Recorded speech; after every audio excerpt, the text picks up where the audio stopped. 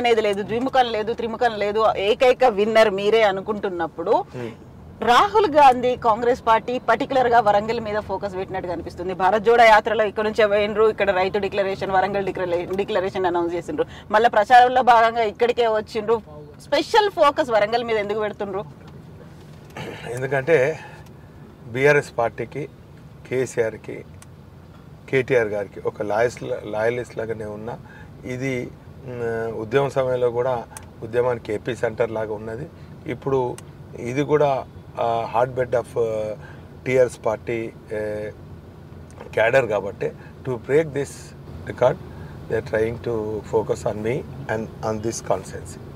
So ఇక్కడ voting polarisation కావచ్చు, ఇవన్నీ అవుతాయి అనేది వినిపిస్తుంది. ఎట్లుంది అనుకుంటున్నారు? ఎందుకంటే ఇక్కడ ఉన్నటువంటి మెజారిటీ దాంట్లో బీసీల తర్వాత కనిపిస్తుంది, మైనారిటీలు మాత్రమే.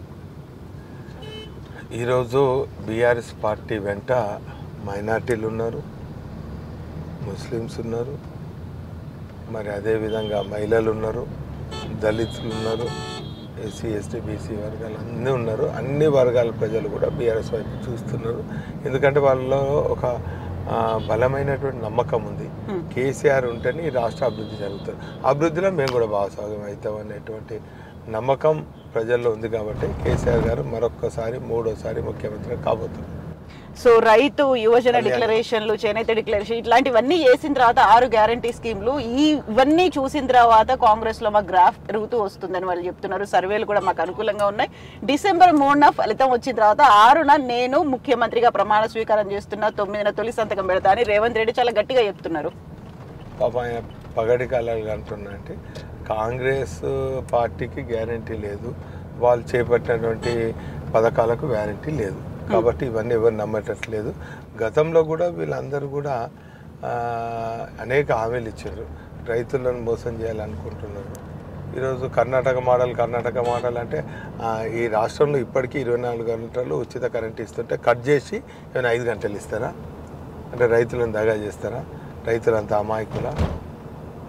కాబట్టి ఈరోజు వీరి మాటలు వినే పరిస్థితి లేదు, వీరు ఇచ్చే పథకాలకు కూడా ఎవరు నమ్మే పరిస్థితి లేదు.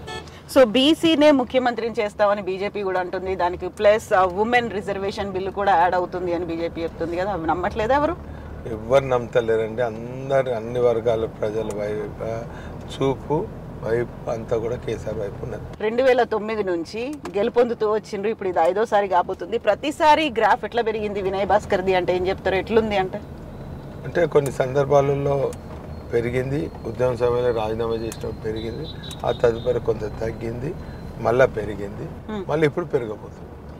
ఏవి కీ ఫ్యాక్టర్స్ అనుకుంటున్నారు మీరు ఈ ఎన్నికల్లో, మీకు పర్టికులర్గా బీఆర్ఎస్ పార్టీకి తెలంగాణలో? మన సంక్షేమ పథకాలు అర్హులైన వారికి అందియటం, ఇంకా కొత్త పథకాల పైన ప్రజల్లో విశ్వాసం కల్పించటం, దాని ద్వారా నా గెలుపు ఖాయం.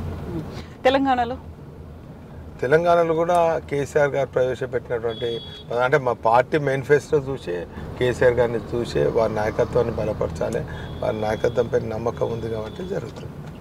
సో పర్టికులర్ గా ఇప్పుడు రాష్ట్ర వ్యాప్తంగా ఉండేటువంటి బీఆర్ఎస్ మేనిఫెస్టో కాకుండా మీకంటూ ఒక నియోజకవర్గానికి సంబంధించి ఒక హామీలు ఇవ్వాలి, లేకుంటే స్పెషల్ కండిషన్స్ అనేవి ఉంటాయి, సమస్యలు అనేవి ఉంటాయి, వాటన్నిటిని ట్యాకిల్ చేయడానికి ఏముంది ప్లాను? అంటే నేను ప్రతి వీక్లీ ఒకసారి అందరిని కలుస్తుంటా కాబట్టి వాళ్ళు ఏ సమస్య చెప్తే ఆ సమస్య అప్పటికప్పుడు పరిష్కరించటము, దాని నిధులు కేటాయించడము, లేక ఇంకా రకరకాలుగా కూడా అధికారుల దృష్టి తీసుకుపోవడం అవే జరుగుతుంది.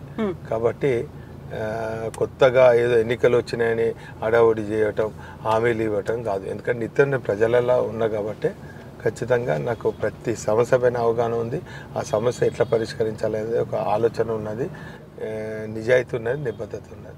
సో విలేజ్లతో పోలిస్తే పట్టణాలకు సంబంధించి డెవలప్మెంట్ అనేది కంటిన్యూస్ ప్రాసెస్ లాగా ఉంటుంది. విలేజ్లో ఏదైనా ఒక చెరువు తవ్వించడం, లేకుంటే ఒక బావియో, లేకుంటే ఒక మోటారో ఇట్లాంటివి ఏమైనా చేస్తే, హాస్పిటల్ కట్టించినాం అంటే అది అక్కడికి దానికే సంబరపడిపోతారు, లేకుంటే అక్కడ అంత పెద్దగా పెరగడానికి పరిస్థితులు కనిపించవు. బట్ ఇక్కడ వరంగల్ వెస్ట్కి సంబంధించి రోజు రోజుకి మ్యాసివ్గా స్ప్రెడ్ అవుతుంది. ఎట్లుంది, ఏది మీకు టఫ్ టాస్క్ అనిపిస్తుంది మ్యాటర్? అంటే ఈ పని కూడా అర్బన్లో ఇన్ని వర్గాల ప్రజలను బ్యాలెన్స్ చేయటం ఇది ఇట్స్ టఫ్ టాస్క్. అయినప్పుడు కూడా ఇష్టంగా పని చేస్తా కాబట్టి నాకు కష్టం అనిపించదు.